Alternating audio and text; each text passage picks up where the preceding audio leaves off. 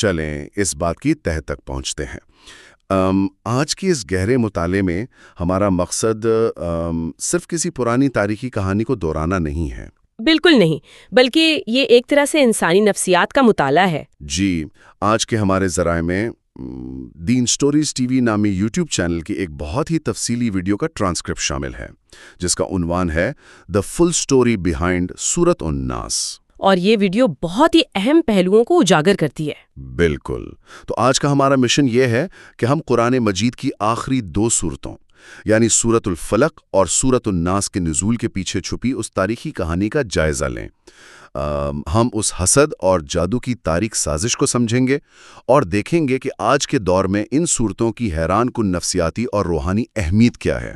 کیونکہ معلومات کی اس تیز ترین دنیا میں چیزوں کے پس منظر کو سمجھنا بہت ضروری ہے۔ عام طور پر ہم ان صورتوں کو صرف حفاظتی دعا سمجھ کر پڑھ لیتے ہیں، لیکن ان کے پیچھے طاقت کا جو بدلتا ہوا توازن تھا وہ جاننا لازمی ہے۔ تو بات شروع کرتے ہیں مدینہ کے اس پرامن ماحول سے۔ کھجور کے درخت، تنگ گلیاں اور صبح کے وقت گونجنے والی اذان۔ اسلام تیزی سے پھیل رہا تھا اور گھروں میں روشنی آ رہی تھی۔ سب کچھ بظاہر بہت پرسکون لگ رہا تھا۔ بظاہر پرسکون تھا، لیکن اگر ہم اس بات کو وسیع تر تناظر میں دیکھیں تو جب بھی کسی معاشرے کا موجودہ نظام ٹوٹتا ہے تو پہلے سے موجود اثر و رسوخ والے طبقے کو اپنا وجود خطرے میں محسوس ہوتا ہے۔ یعنی وہ لوگ جنہیں اپنی طاقت ختم ہوتی محسوس ہو رہی تھی، انہوں نے اس نئی تبدیلی کو ایک بہت بڑا خطرہ سمجھ لیا۔ بالکل، مدینہ میں بالکل یہی ہو رہا تھا۔ ان عناصر نے ہر ظاہری ہتھیار آزما لیا تھا۔ انہوں نے بحثیں کیں، معاشی پابندیاں لگائیں، لیکن یہ نیا پیغام دلوں میں اس طرح اتر رہا تھا کہ ان کی ہر چال ناکام ہو رہی تھی۔ اور انسان کی فطرت ہے کہ جب ظاہری طاقت ناکام ہو جائے تو وہ خاموش اور تاریک راستوں کا چناؤ کرتا ہے۔ یہاں سے خوف حسد میں بدل جاتا ہے، اور حسد ایک انتہائی گہری اور زہریلی نفرت میں ڈھل جاتا ہے۔ جی، اور اسی نفرت نے اس تاریک سازش کی تیاری شروع کی۔ یہاں تعارف ہوتا ہے لبید بن العاصم نامی ایک شخص کا۔ اس کا تعلق بنی زریق قبیلے سے تھا اور یہودیوں میں اس کے حلیف تھے۔ اور یہ شخص کوئی عام آدمی نہیں تھا، مطلب وہ کھلے میدان کا جنگجو نہیں تھا، بلکہ سایوں میں کام کرنے اور ذہنوں کو الجھانے کے فن میں ماہر تھا۔ یعنی وہ گروہوں اور پھونکوں کے ذریعے جادو کرنے کے لیے مشہور تھا۔ حاسدوں نے اسے سونا اور بڑے بڑے وعدے دے کر خریدا تاکہ وہ اس آواز کو ہمیشہ کے لیے خاموش کر سکے جو مکے کے غرور کو توڑ چکی تھی۔ اور اس سازش کے لیے لبید نے کوئی عام ہتھیار نہیں مانگا۔ اس نے نبی کریم صلی اللہ علیہ وسلم کے مبارک بالوں کا ایک گچھا اور ایک کنگھی مانگی۔ بال اور کنگھی؟ یہ تو بہت ہی ذاتی چیزیں ہیں۔ جی، قدیم روایات میں ہمیشہ اس شخص کی ذاتی چیزوں کو نشانہ بنایا جاتا تھا کیونکہ انہیں اس انسان کی شخصیت کا حصہ سمجھا جاتا تھا۔ تو لبید نے جب وہ بال حاصل کر لیے تو اس نے ان کا کیا کیا؟ اس نے ان بالوں کو کھجور کے ایک خشک خول کے اندر رکھا اور پھر پوری نفرت، حسد اور پھونکوں کے ساتھ اس پر 11 گرہ لگائیں۔ 11 گرہ؟ جی، اور پھر اسے اندھیرے میں لے جا کر ایک پرانے اور بھولے بسرے کنویں میں چھپا دیا جسے زروان کا کنواں کہا جاتا تھا۔ زروان کا کنواں۔ یہاں آ کر بات واقعی بہت دلچسپ ہو جاتی ہے کیونکہ اس تاریک سازش اور جادو کا جو اثر تھا وہ کتنا خاموش اور عجیب تھا۔ بالکل، عام طور پر ایسی کہانیوں میں بہت پرتشدد رد عمل دکھایا جاتا ہے، جیسے کوئی اچانک بیماری آ جانا، لیکن یہ جسمانی نظام پر نہیں بلکہ یادداشت پر حملہ تھا۔ ہاں، آپ صلی اللہ علیہ وسلم کے معمولات میں بھولنے کی ایک عجیب سی کیفیت پیدا ہو گئی۔ آپ کو محسوس ہوتا کہ آپ نے کوئی کام کر لیا ہے، جیسے شاید نماز ادا کر لی ہے، حالانکہ ایسا نہیں ہوتا تھا۔ سوچئے ایک ایسی شخصیت کے لیے جس پر پوری امت کی رہنمائی کا بوجھ ہو، یادداشت پر اس قسم کا حملہ کتنا اذیت ناک ہو سکتا ہے۔ لیکن یہ تبدیلیاں اتنی خاموش تھیں کہ باہر والوں کو اس کا اندازہ تک نہیں ہوا۔ صرف حضرت عائشہ رضی اللہ عنہا نے ان چھوٹی چھوٹی تبدیلیوں کو نوٹ کیا۔ وہ خاموشی سے یہ سب دیکھتیں اور پریشان ہوتیں۔ آپ صلی اللہ علیہ وآلہ وسلم معمول کے مطابق نرم دل، صابر اور مسکراتے رہتے، لیکن تھکے ہوئے لگتے تھے۔ یہ کمال کی بات ہے کیونکہ جب انسان کو سمجھ نہ آئے کہ اس کے ذہن کے ساتھ کیا ہو رہا ہے تو عام طور پر وہ گھبرا جاتا ہے یا غصے میں آ جاتا ہے۔ یہاں جو چیز سب سے زیادہ حیران کن ہے وہ یہ ہے کہ شدید ذہنی تناؤ کے وقت بھی آپ صلی اللہ علیہ وسلم کا روحانی تعلق نہیں ٹوٹا۔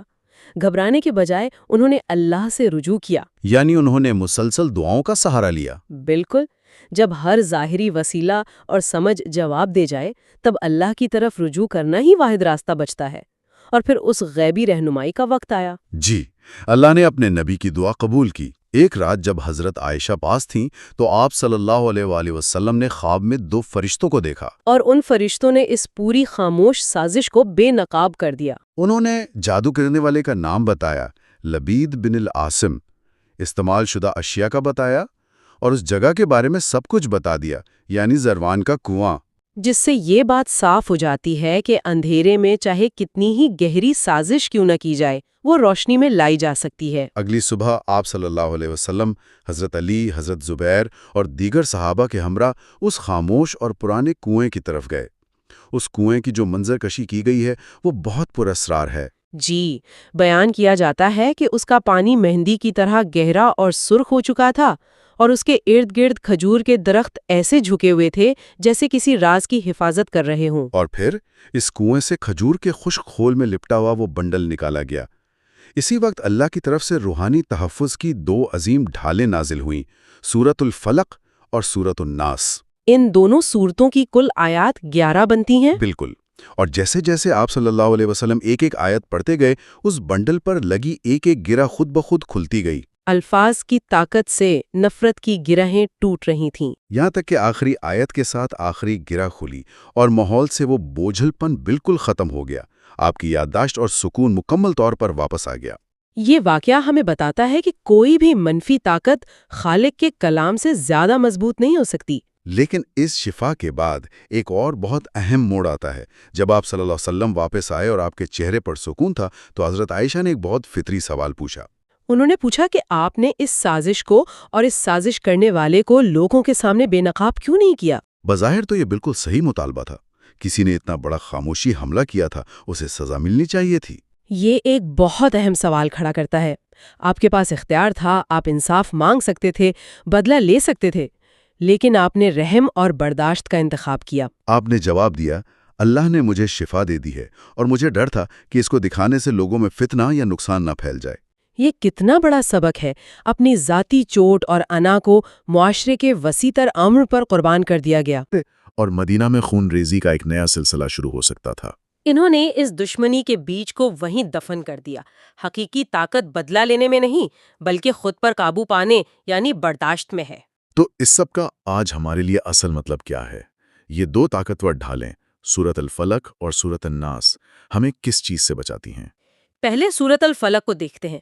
الفلق کا مطلب ہے صبح کا پھٹنا، جب روشنی رات کے اندھیرے کو چیر دیتی ہے۔ یعنی یہ سورت بیرونی دنیا کے شر سے بچاؤ کے لیے ہے؟ بالکل، رات کے اندھیرے کے شر سے، گروہوں پر پھونکنے والوں اور حاسدوں کے حسد سے اللہ پیغام دیتا ہے کہ دیکھے نہ جا سکنے والے خوف سے لڑنے کے لیے اللہ کی پناہ مانگو۔ اور پھر سورۃ الناس ہے جو اندرونی وسوسوں سے بچاتی ہے۔ یہ بہت اہم ہے۔ وسوسہ یعنی وہ خاموش آوازیں جو انسان کے اندر شک، حسد اور غرور پیدا کرتی ہیں۔ یہ آواز دھوئیں اور سائے کی طرح غائب تو ہو جاتی ہے لیکن اپنا نشان چھوڑ جاتی ہے۔ آج کے دور کے سننے والے سوچ سکتے ہیں کہ اس سب کا ان کی زندگی سے کیا تعلق ہے۔ آج کنووں میں جادو دفن نہیں ہوتا، کوئی بالوں پر گرہ نہیں لگاتا۔ لیکن حسد اور جلن تو آج بھی موجود ہے، اور شاید پہلے سے کہیں زیادہ مضبوط شکل میں۔ بالکل، آج یہ حسد سکرینز اور سوشل میڈیا میں چھپا ہے۔ ہم دن رات دوسروں کی زندگیاں سکرول کرتے ہیں، ان کی نعمتیں گنتے ہیں اور خود کو کمتر محسوس کرتے ہیں۔ اور یہی وہ احساس کمتری اور وسوسہ ہے جس کا ذکر سورۃ الناس میں ہے۔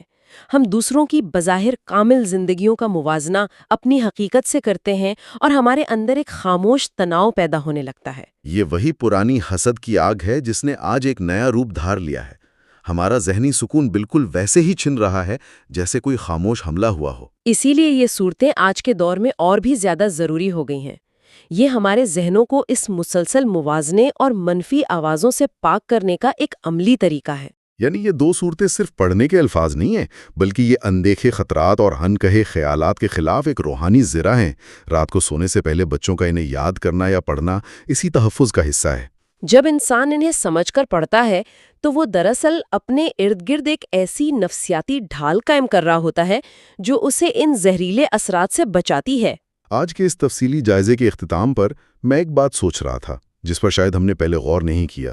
جی بتائیے۔ ذرا سوچیں، اگر شیطان کے وسوسے اس وقت بھاگ جاتے ہیں جب انسان اللہ کو یاد کرتا ہے اور اسے روحانی خاموشی میسر ہوتی ہے، صحیح۔ تو کیا ہماری آج کی یہ عادت، جہاں ہم نے خود کو ہر وقت سکرینز، شور اور نوٹیفیکیشنز میں غرق کر رکھا ہے، دراصل ہماری اس روحانی خاموشی کو ہم سے چھین نہیں رہی؟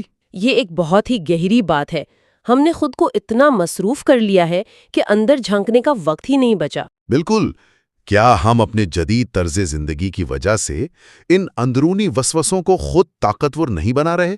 جب خاموشی ہی نہیں ہوگی تو ہم اپنے دفاع کے قابل ہی نہیں رہیں گے۔ ہمارا مدافعتی نظام تو اس شور نے تباہ کر دیا ہے۔ واقعی ہم نے اس خاموش دشمن کو اپنے ذہنوں میں خود جگہ دے دی ہے۔ اس پہلو پر غور کرنا آج کے انسان کے لیے انتہائی لازمی ہے۔ اسی فکر انگیز خیال کے ساتھ ہم آج کے اس گہرے مطالعے کو یہاں ختم کرتے ہیں۔ اس تاریخی اور نفسیاتی سفر میں ہمارے ساتھ شامل ہونے کا بہت شکریہ۔ شکریہ، اور اپنی روحانی ڈھال کو ہمیشہ مضبوط رکھیں۔ اپنا خیال رکھیے گا۔ خدا حافظ۔